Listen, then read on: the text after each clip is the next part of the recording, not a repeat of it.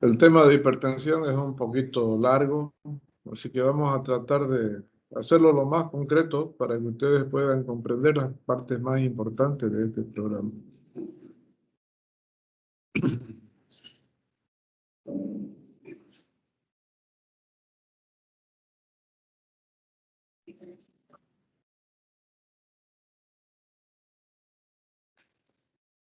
Sé que tienen examen hoy día a las 11 de la mañana, entonces vamos a tratar de hacerla más rápido la clase, ¿ya? Aunque a veces no se puede como uno quisiera. Bien. La hipertensión arterial es una alteración vascular y que afecta sobre todo la circulación periférica, principalmente asociado al trastorno del corazón y de los grandes vasos,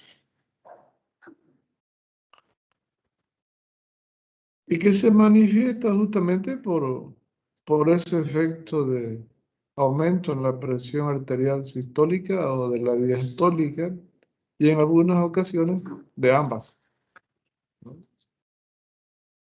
De ahí que como producto de eso genera signos y síntomas, y algunas veces complicadas, que ponen en riesgo la vida del paciente o que pueden terminar con la vida del mismo. De ahí que se considera un síndrome, ¿no?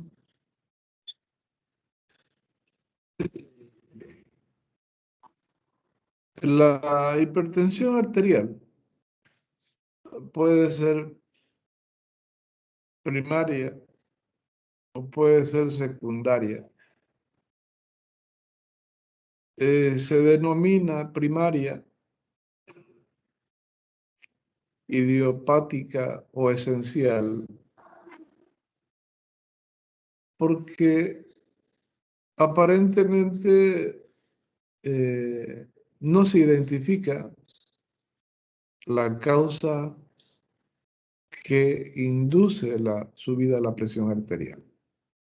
No porque no se conozcan los factores que llevan a producir la hipertensión, sino que en la hipertensión primaria o esencial no se puede identificar el mismo. Y son una conjunción de factores que contribuyen a esa alteración. En cambio, la hipertensión arterial secundaria, sí nosotros podemos identificar claramente cuál es la causa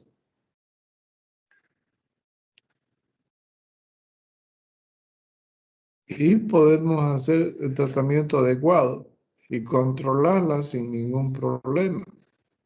Pero en las hipertensiones primarias muchas veces no se puede hacer eso.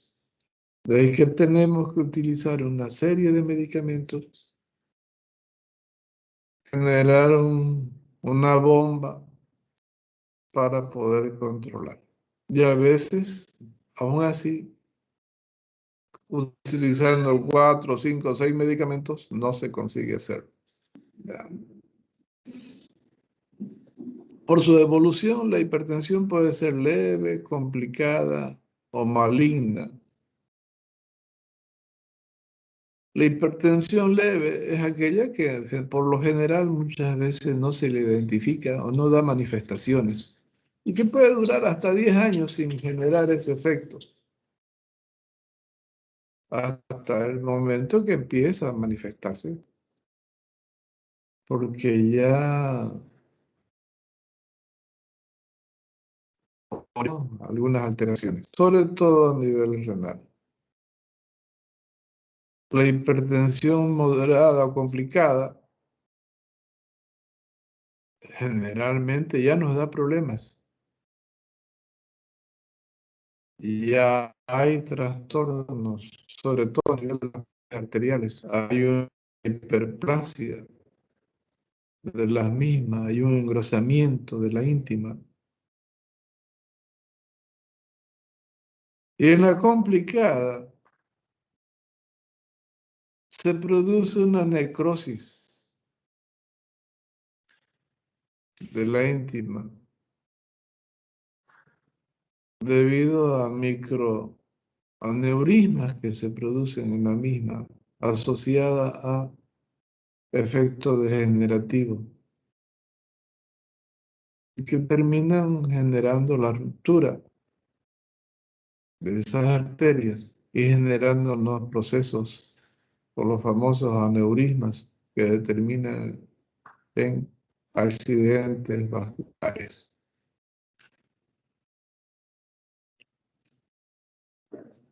Eh, la clasificación fisiopatológica de la hipertensión dice que puede ser sistólica, diastólica, sistodiastólica, que puede ser de causa desconocida, que puede ser por otros trastornos, como por ejemplo coartación de la aorta o compresión de la misma.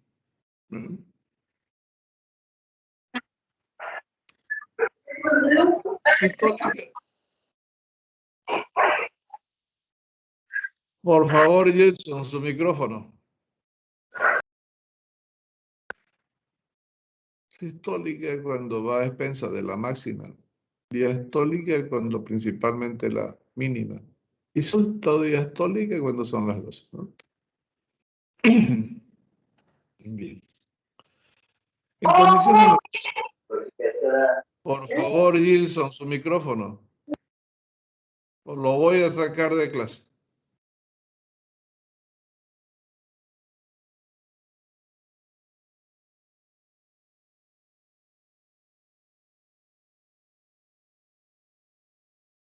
Normalmente la presión arterial fluctúa alrededor Yo de estaba con fone, doutor, 120. de ouvido, não estava me escutando? Sí, lo estoy escuchando.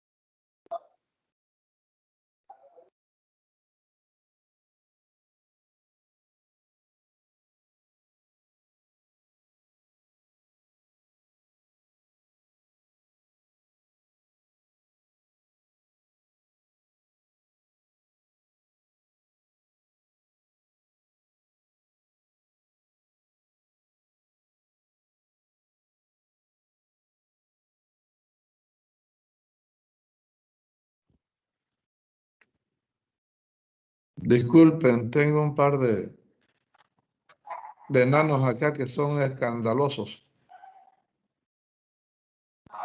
Bien, les decía que la presión arterial normalmente fluctúa entre 120 por máxima y 80 por mínima, en condiciones normales, y que se puede considerar el límite superior de la misma, de 139 por 89. Pero en el momento en que la presión arterial llega a los 140 o llega a 90, se considera hipertensión. Y que sus valores mínimos fluctúan entre 90 y 60 milímetros de mercurio respectivamente, considerándose niveles un poco bajos, pero dentro de lo normal. Pero por debajo de esos niveles ya se considera hipotensión arterial.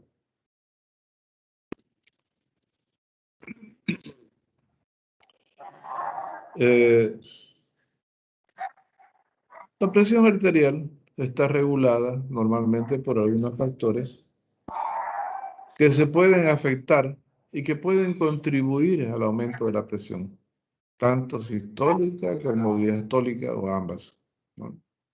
De que tenemos, por ejemplo, uno de los principales factores que regulan la presión arterial es el gasto cardíaco.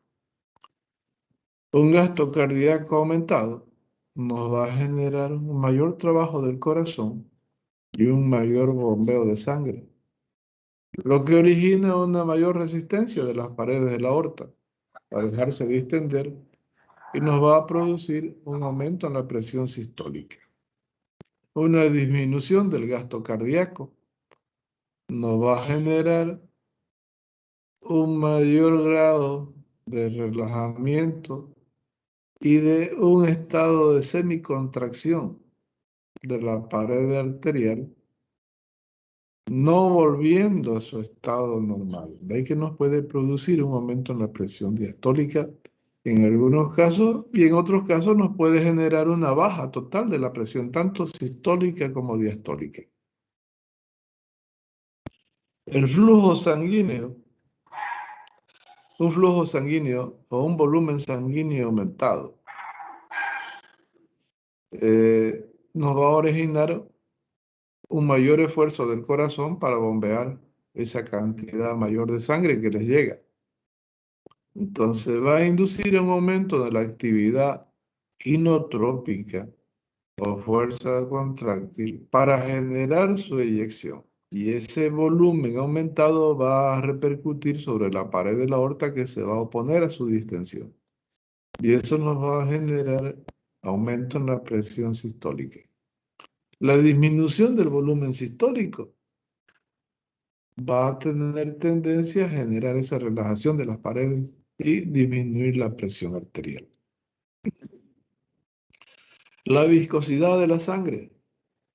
Mientras más densa, más viscosa la sangre, más adherencia sobre las paredes de la aorta y las otras arterias y mayor resistencia para circular.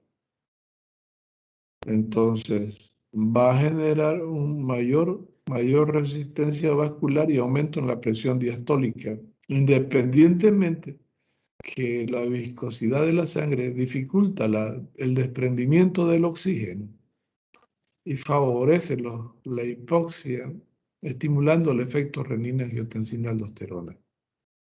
Y con ello nos lleva a retener volumen, que aumenta la cantidad de volumen circulante que origina que ese corazón genere mayor fuerza de contracción. De ahí que las poliglobulias generalmente van a generar tanto hipertensión sistólica como diastólica, pero principalmente a expensas de la diastólica, por esa resistencia vascular aumentada que produce la sangre.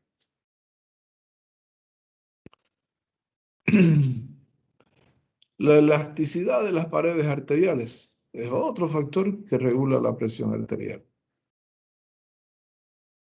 Mientras más elásticas las paredes arteriales, menos tendencia a presentar hipertensión, porque viene el choque y la arteria se retrae automáticamente a su estado de semicontracción.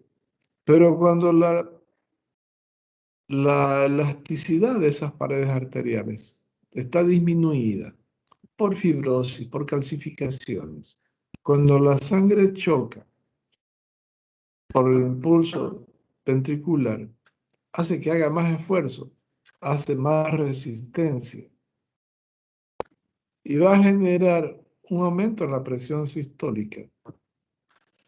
Pero al mismo tiempo, ese efecto hace que de mala elasticidad la arteria no vuelva a su estado de retracción normal.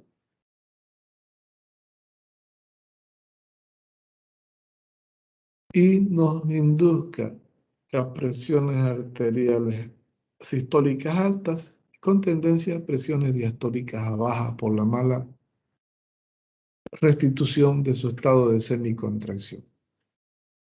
Es algo parecido que sucede en los ancianos, por ejemplo. El otro factor es la resistencia vascular periférica, asociada a efectos de estimulación simpática o parasimpática, asociado a efectos de la epinefrina o norepinefrina, que pueden contribuir al aumento del gasto cardíaco, la disminución del mismo. De ahí que nos lleva a producir un aumento en la resistencia vascular por estimulación de los receptores alfa o beta adrenérgicos, generándonos aumentan la resistencia vascular periférica y hipertensión diastólica sobre todo. Y en la resistencia vascular periférica influye mucho el tono muscular, el tono de las paredes vasculares arteriales. En el tono vascular pueden influir factores neurogénicos que están asociados al centro vasomotor, al centro de control de la presión, al centro del vago, o están asociados a los receptores de depresión arterial que están en las paredes de la aorta y las carótidas, que pueden estar hipersensibles o hiposensibles a estímulos vagales o del glosofaringio, que son los que inducen a la conducción de las fibras simpáticas y parasimpáticas, asociada a la acción de la epinefrina y de la norepinefrina, y que actúan sobre los receptores alfa y beta adrenérgicos. Perdón, un minutito, por favor, jóvenes.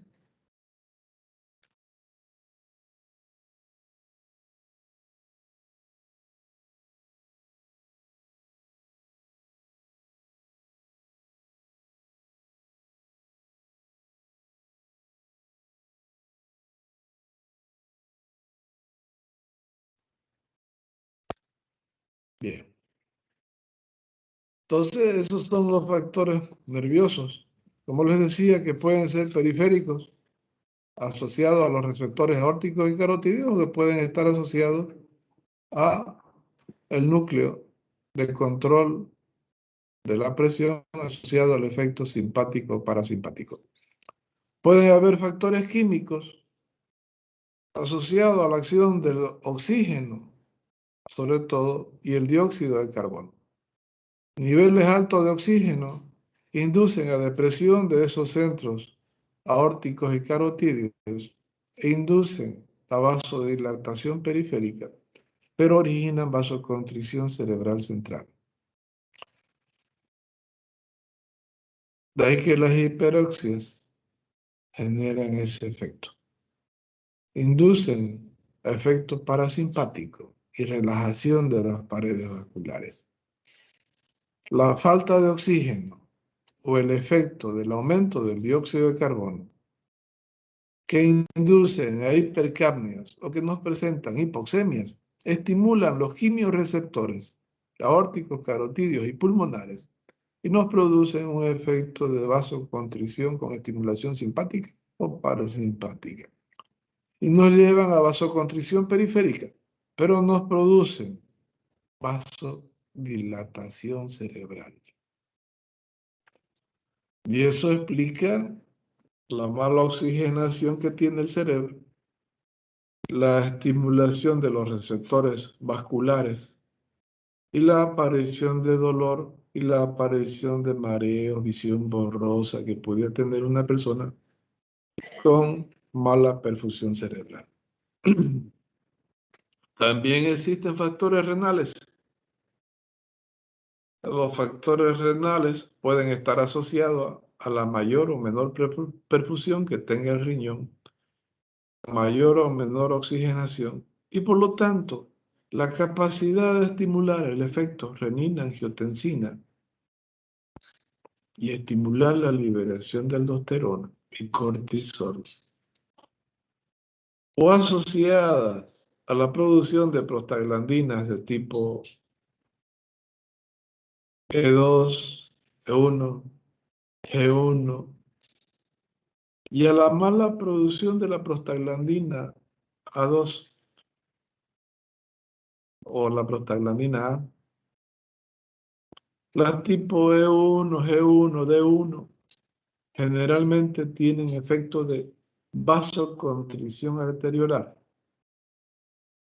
La prostaglandina F-alfa 1 tiene un efecto de vasoconstricción venosa. mientras que la prostaglandina de tipo A tiene un efecto de protección vascular periférica y renal, porque produce vasodilatación. Pero también hay factores propios de la fibra muscular lisa, asociada a la presencia del sodio,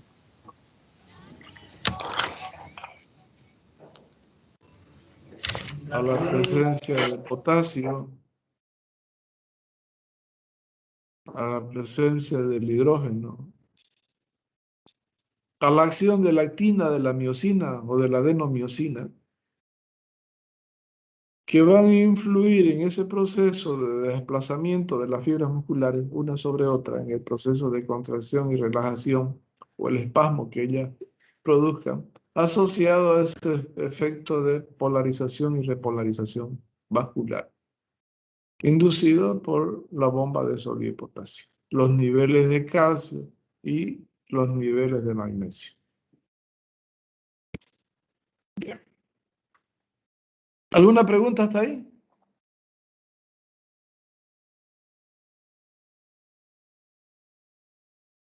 Sigamos entonces. No, doctor, está bien. Cuando hablamos de hipertensión esencial, idiopática o primaria, vuelvo a insistir, no es porque no se conozcan los factores que se afectan ni que se alteran, sino porque no se puede identificar claramente cuál es la causa que está generando esa hipertensión. Entonces, cuando hablamos de hipertensión primaria, esencial o idiopática, podemos englobar todos estos factores que hemos nombrado, como ser gasto cardíaco, volumen cardíaco, volumen sanguíneo, resistencia vascular, viscosidad, ¿ya? O podemos hablar de la resistencia vascular periférica, asociado a esos factores nerviosos, hormonales o propios de la fibra muscular, renales, que influyen en ese estado de semicontracción o relajación que pudiera tener la pared arterial. ¿Ya? Independientemente a ello, cuando hablamos de hipertensión arterial idiopática o esencial, podemos agregarle factores genéticos, como ser una mayor alteración en la producción o síntesis de la adrenalina y noradrenalina, que inducen a estimulación de los receptores alfa o beta adrenérgicos, o que afectan, generando un mayor efecto inotrópico en el corazón. O podemos hablar de factores esteroidales,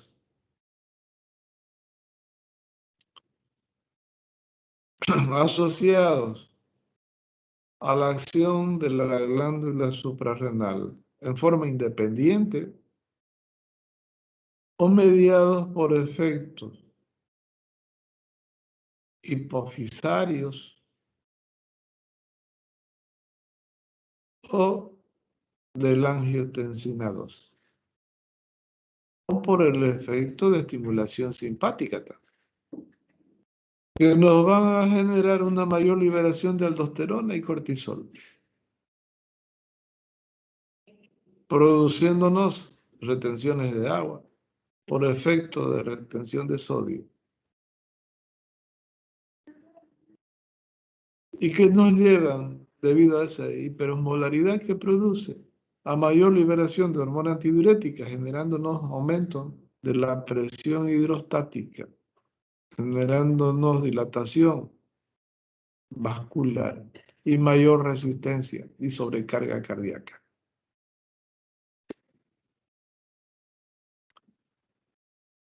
O podemos hablar de una alteración de ese efecto de vasodepresión renal que normalmente existe y que favorece el efecto de vasodilatación.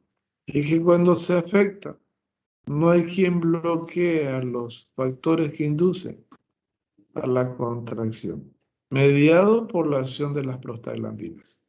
Me estoy refiriendo a la falta de prostaglandina A, que tiene una acción de vasodilatación. O podemos hablar de la liberación del péptido atrial.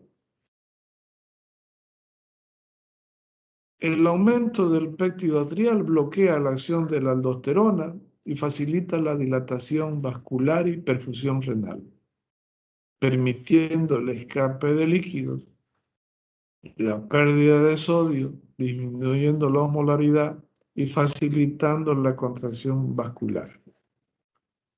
Pero la falta de péptido atrial induce a un estado de vasoconstricción por falta de repolarización vascular adecuada, por los niveles altos de sodio.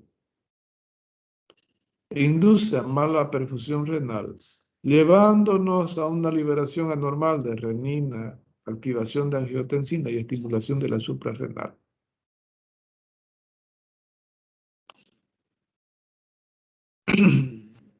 O podemos hablar de factores electrolíticos, donde los excesos de sodio o la falta de sodio nos inducen a una mala repolarización vascular asociado a una falta de potasio o a un exceso de potasio. Donde la falta de sodio y el exceso de potasio inducen a repolarizaciones demasiado rápidas de la fibra muscular, sin llegar a generar un estado de semicontracción normal, generándonos un estado de presión vascular. O la falta de potasio y el exceso de sodio inducen a un mal relajamiento de la fibra muscular, asociado a una falta de calcio o una falta de magnesio. Nos induce a un estado de semicontracción aumentada, aumentándonos los niveles de presión arterial diastólica.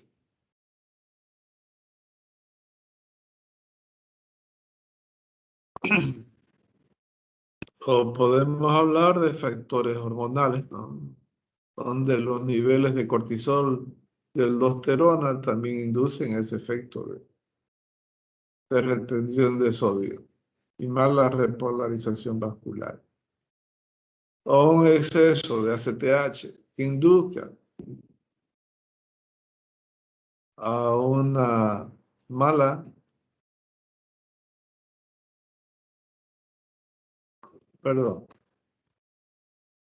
a una liberación anormal de aldosterona y cortisol.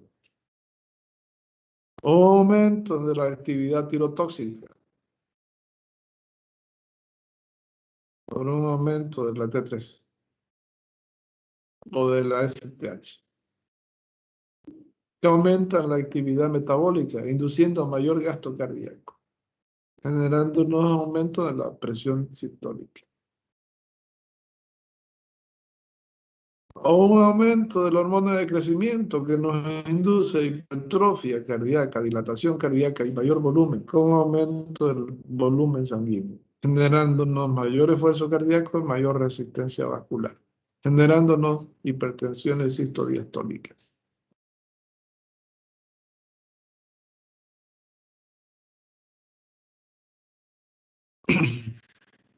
Entonces son factores que pueden contribuir y que muchas veces no se los puede identificar.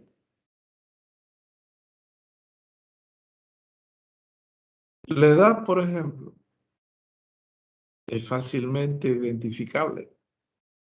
Por ejemplo, en personas jóvenes, hay tendencia a tener un gasto cardíaco aumentado, con niveles altos de renina, angiotensina y estimulación simpática o adrenérgica,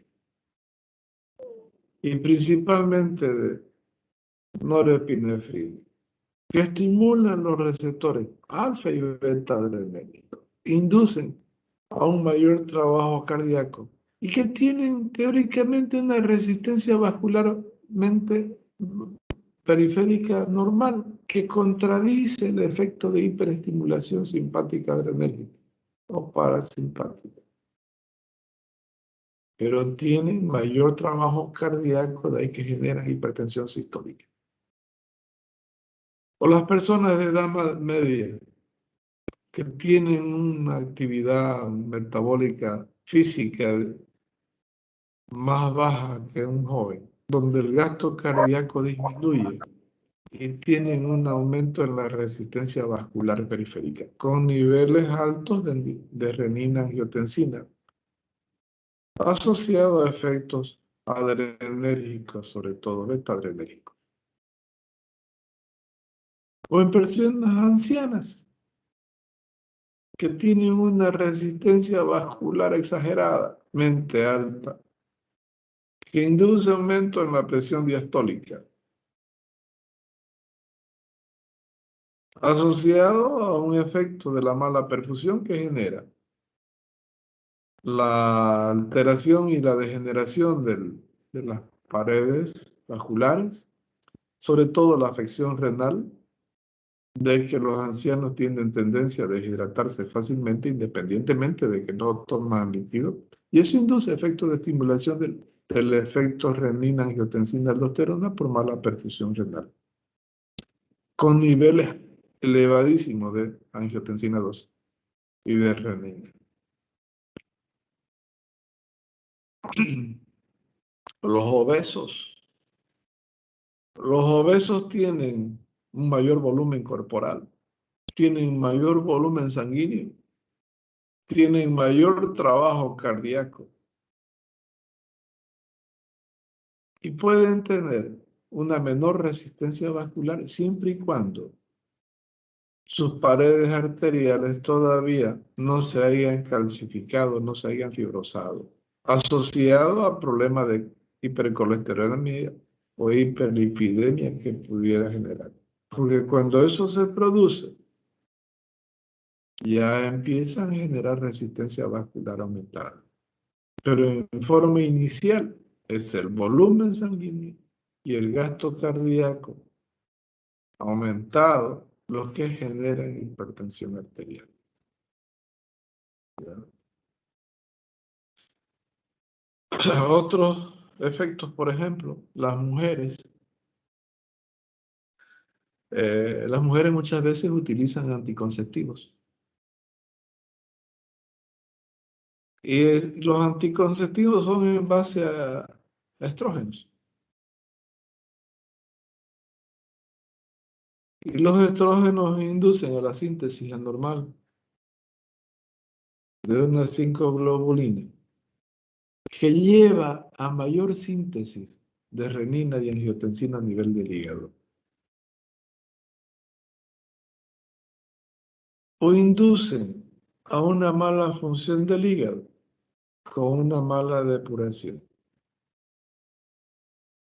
e infiltrado graso, de que no aumentan la resistencia vascular independientemente que los anticonceptivos no llevan a las mujeres a acumular tejido adiposo y a retenerse agua, porque los estrógenos y la progesterona llevan a retención de agua. Por lo tanto, llevan a una hipervolemia con mayor resistencia vascular. Y ya cuando son mayores, cuando entran en menopausia, los niveles estrogénicos disminuyen y aumenta la cantidad de testosterona. Y eso induce a efectos de mayor gasto cardíaco y a mayor resistencia vascular. Por mayor acción del factor de las somatomedinas.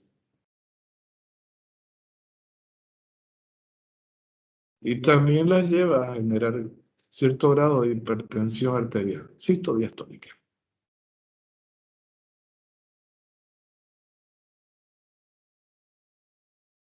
Las embarazadas pueden generar hipertensión en el embarazo o pueden generar preeclampsia. La hipertensión en el embarazo significa que se le subió la presión a una persona que no tenía antecedentes de presión arterial. Pero en el embarazo pueden ocurrir algunos defectos que pueden inducir al aumento de la presión arterial. Sobre todo que como el producto del crecimiento del útero, para dar lugar al crecimiento del embrión y que forme ese efecto, requiere mayor redistribución de flujo, requiere mayor redistribución de oxígeno, mermándole a otros tejidos que sí también lo necesitan. Y uno de esos tejidos es el riñón. Entonces el riñón se ve menos perfundido y estimula el efecto renina-angiotensina-aldosterona. Se tiene sodio para compensar el volumen de agua que le está faltando debido al efecto de la redistribución. Y eso induce a mayor presión hidrostática y a mayor resistencia vascular por el efecto del agua y por el efecto de la mala repolarización vascular. Las mujeres embarazadas tienen tendencia a producir después del tercer mes mayor cantidad de glóbulos rojos para poder satisfacer las demandas del crecimiento del feto y el agrandamiento del útero.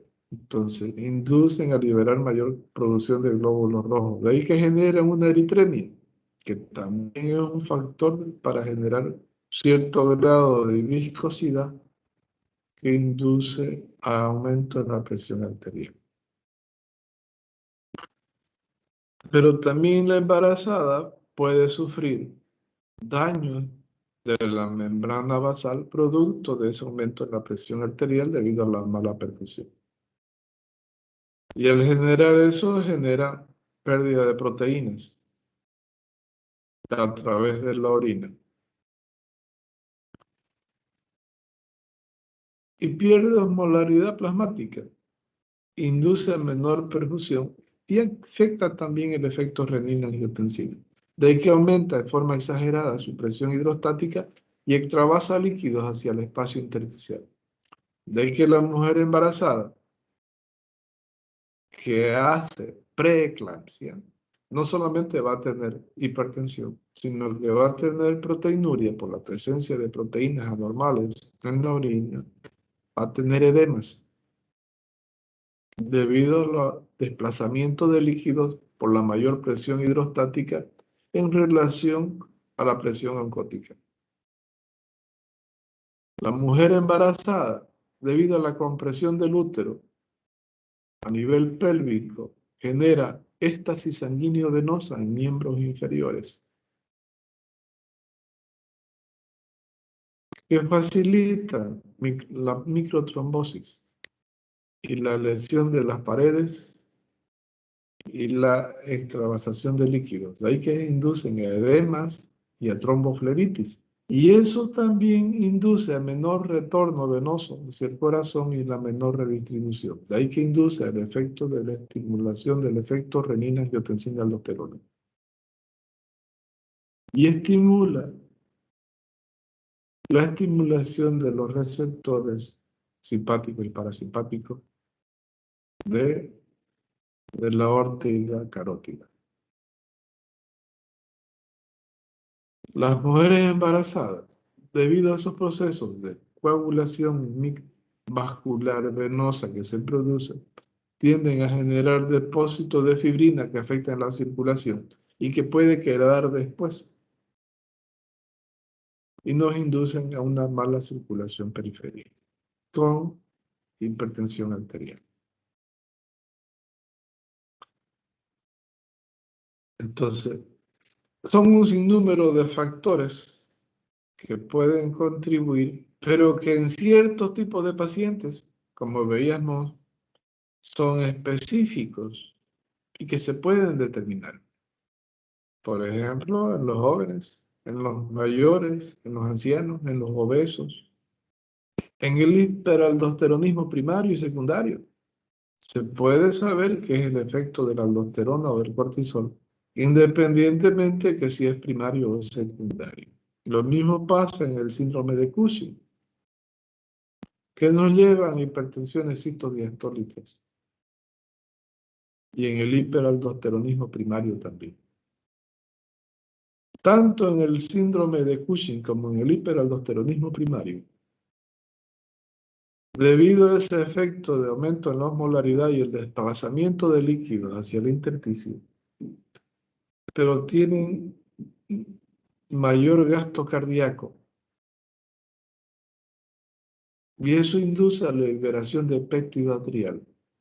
Y el péptido atrial, ya les decía, bloquea la acción de la aldosterona, bloquea la retención de sodio y permite el escape de agua, de que genera poliurias compensadoras, generándonos disminución de la osmolaridad plasmática y facilitando la disminución de los niveles de presión arterial. En el hiperparatiroidismo, debido a un aumento anormal de la paratormona, se produce una movilización de calcio desde los huesos y ese calcio se va hacia la pared vascular o se va al riñón o se va hacia la aorta, de que la calcifica y la vuelve más rígida, menos elástica y aumenta la presión arterial. O se va al riñón y genera menor perfusión renal asociada a obstrucción del tercio proximal de la arteria renal, sobre todo en hombres, asociado a arteriosclerosis o aterosclerosis también. Y nos inducen a liberar renina, angiotensina, aldosterona y activar las prostaglandinas.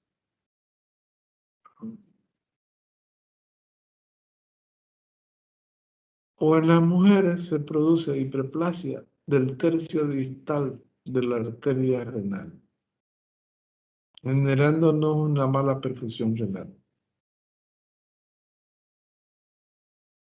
O pueden existir procesos inflamatorios del parénquima renal, de los glomérulos, de la pelvis renal, de que originan las diferentes nefritis, las pielonefritis, las glomerulonefritis, el síndrome nefrótico, el síndrome nefrítico, que inducen a activar las prostaglandinas de tipo E1, E2, F-alfa 1, activan el efecto renina, angiotensina, aldosterona, inducen a mala formación de prostaglandina A y nos llevan a generar hipertensión arterial.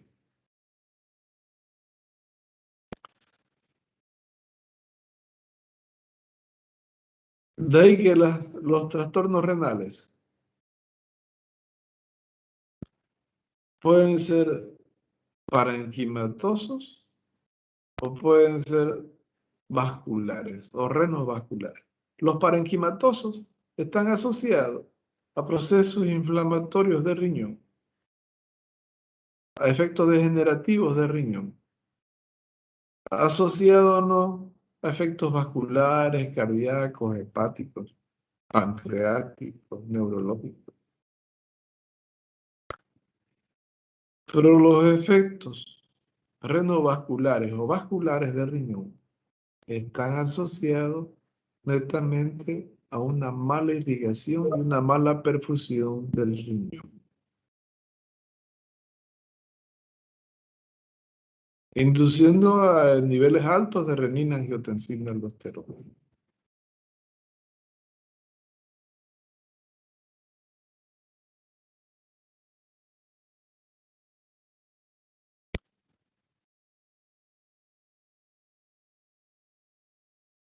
Los cuadros de insuficiencia hepática que inducidas por mala degradación de la bilirrubina indirecta, inducen a niveles elevados de porfirinas.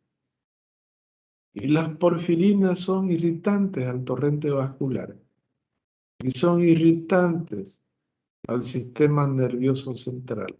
Estimulan al núcleo del vago y aumentan la frecuencia cardíaca y nos produce un aumento de la presión arterial, asociado a una vasodilatación que se produce con mayor flujo vascular.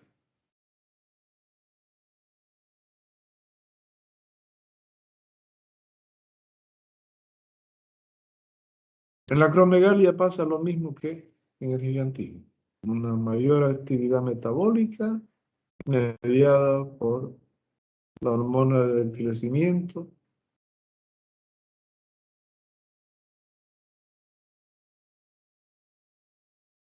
y el factor insulino dependiente.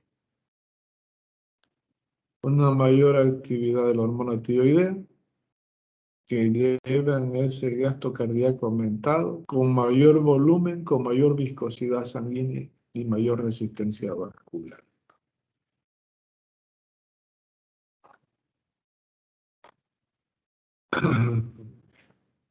¿Alguna pregunta hasta ahí, jóvenes?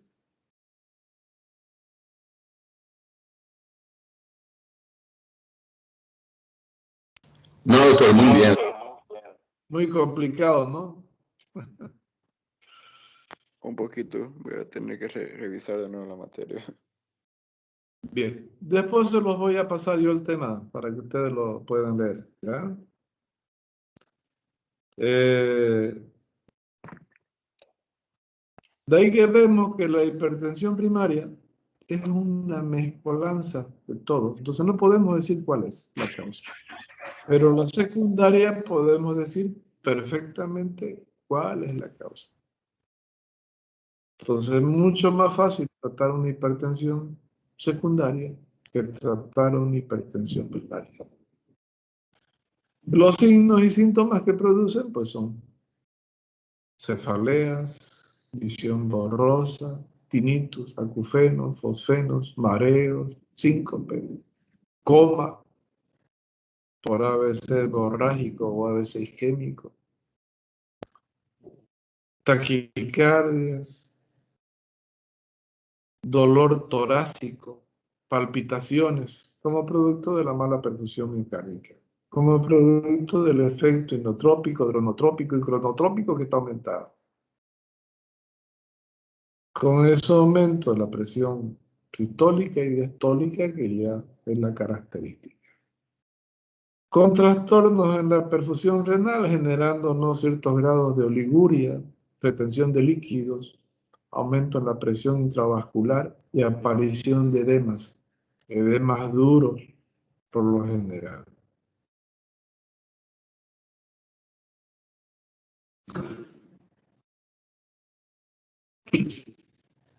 O puede llevar a una mala irrigación intestinal, generándonos síndromes de mala absorción. Nos puede llevar a daños hepáticos, pancreáticos, generándonos daño de estos tejidos. Doutor, perdão, uma dúvida, por favor. Generalmente, quando você tem alteração do gasto cardíaco para demasiado, por exemplo, num excesso de volume ou em um pouco volume, qual é mais favorável a ter hipertensão? A diminuição do gasto ou aumento do gasto cardíaco?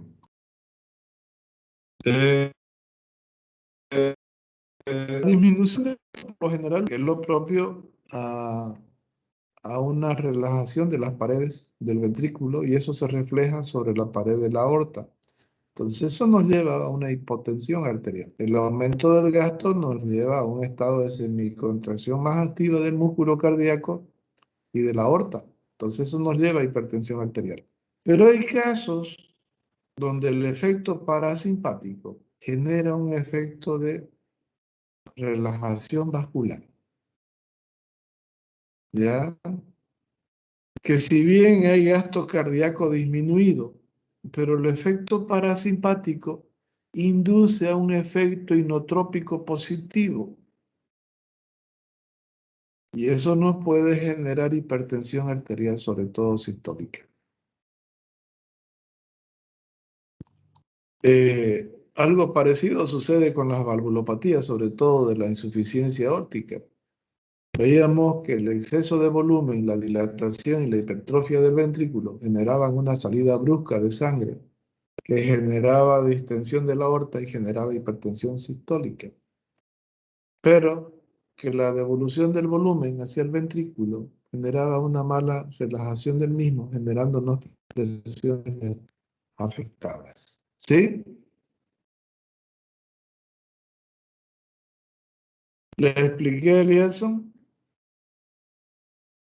Claro que sí, doctor. Muchas gracias. Perfecto. Gracias. En el diagnóstico de la hipertensión, pues hay que ver el ionograma, ver los niveles de sodio, potasio, calcio, magnesio. Hay que ver si están elevados, si están aumentados, si están disminuidos, ¿no? Ya que no puede generar hipertensión o hipotensión. Hay que ver los niveles de renina y angiotensina también que se pueden hacer, ¿no? Hay que ver una imagen radiológica que puede mostrar una imagen cardíaca, sobre todo a expensas del ventrículo derecho, hipertrófico, grueso. Y lo mismo pasa con la tomografía, asociada a una mayor eyección ventricular en la ecografía, ¿no? Y a un engrosamiento de esas paredes arteriales. Entonces, eso podemos ver en esas imágenes. Un minutingo, por favor.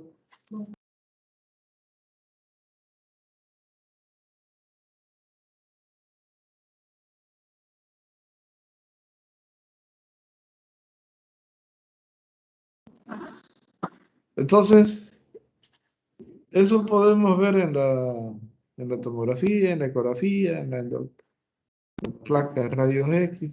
En el electro vemos una onda de despolarización ventricular bastante intensa, bastante potente, ¿no? Y que puede generar signos de aparición del segmento ST o de la onda T invertida muchas veces, como producto de la isquemia que se manifiesta. Y en orina, pues vamos a ver que podemos tener orinas hipostenúricas en algunos casos por retención de sodio, y en otros casos podemos tener orinas con proteinuria como producto del baño glomerular.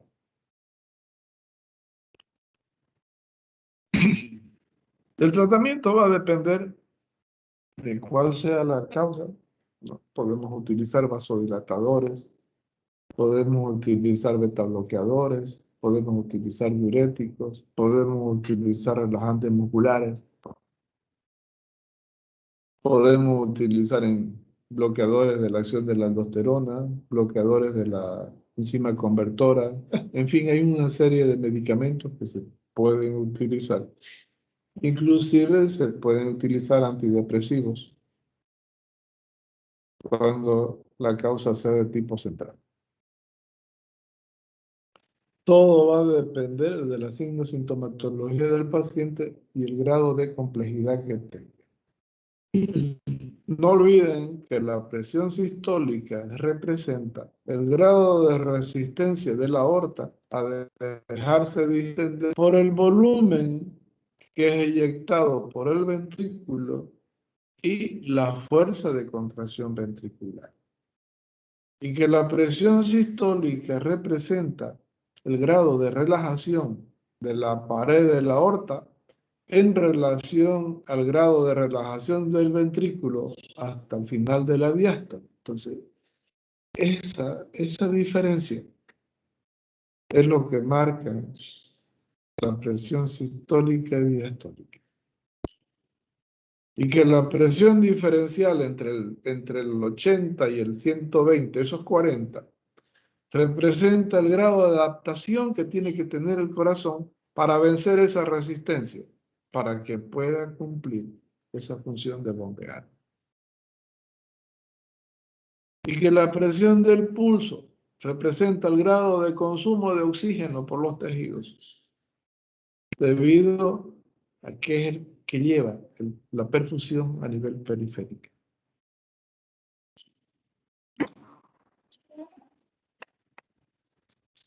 Bien, jóvenes. Como les decía, es un poquito largo el tema. No se puede de otra manera. He tratado de hacérselos lo más concreto lo más práctico para ustedes, pero algunas veces puede generar confusiones. De todas maneras, yo el tema se los voy a pasar a la plataforma, a archivos, para que ustedes lo tengan disponible para que puedan leer.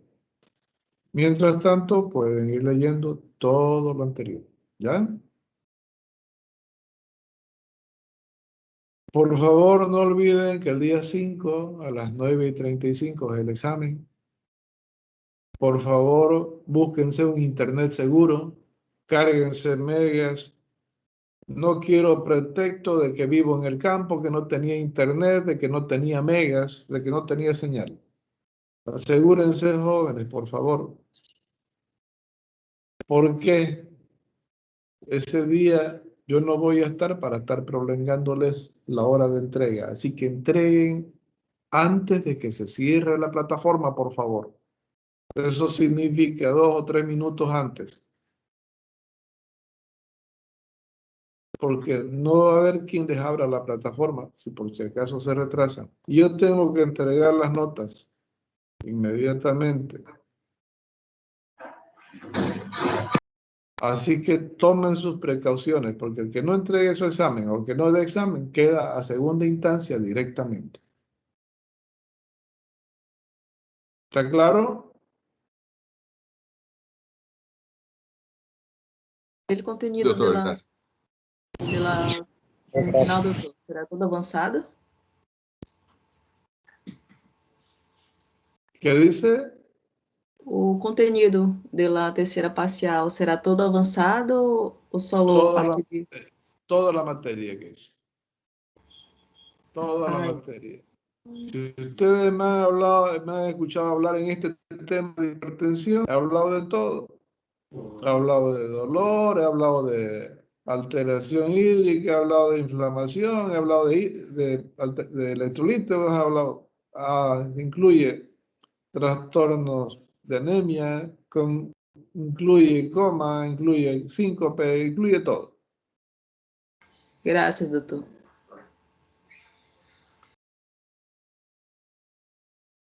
¿Alguna otra pregunta?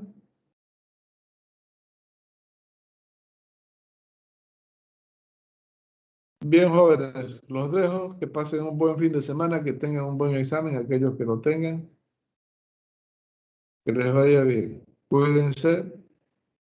Nos vemos el próximo sábado para ver el tema de shock. Y en teoría, por supuesto, perdón, en práctica, que seguimos pasando clases. Que les vaya bien. Si es caso que no tienen preguntas. ¿Ninguna? Que tengan buen día, jóvenes. Claro, doctor, que tenga un buen día también. Un buen fin de semana, doctor. Buen día, doctor. Buen día, doutor. Buen día, doutor.